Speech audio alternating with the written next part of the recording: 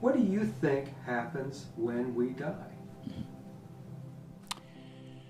What I think happens when we die is that we enter into another state of existence or another state of consciousness that is so extraordinarily different from the spatial and temporal frame of reality in which we exist in the physical world, that the language we have is not yet adequate to describe this other state of existence or consciousness. When we leave our mortal body, how do we leave it? What do we look like? People say that in the realm of existence they enter into upon the point of death, that there's no such thing as physicality as we experience in it in this realm. It's not that they have a physical body. It's rather that they have some other sort of vehicle which they find it very difficult to describe, but that it does have a form, that it carries a personality, but that it's just entirely impossible to describe it in terms of or analogously to the kind of body that we have.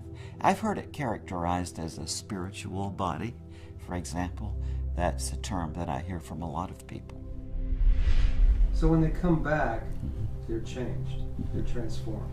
There are a number of transformations we see with people who come back from near-death experiences. The most prominent one is that whatever they had been chasing before, whether knowledge or fame or power or money or any of these other things, that when they come back, they say that the most important thing we can do while we're alive is to learn how to love.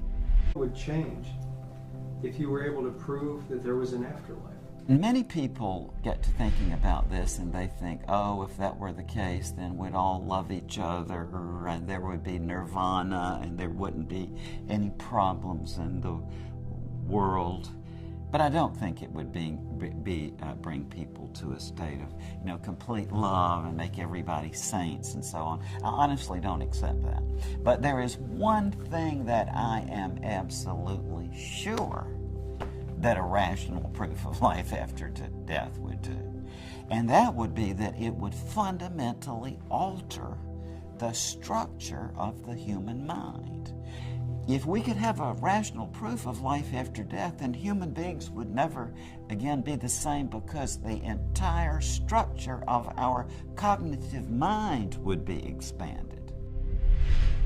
What I can honestly tell you from the bottom of my heart is that I accept that there is a God and I have a relationship with God and I talk with Him all the time.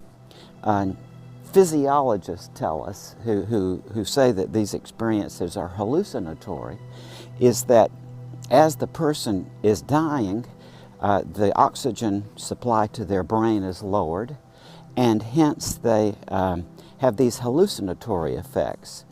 But if that's true, why would the bystanders have the same kind of experience? Sure. Well, why would they?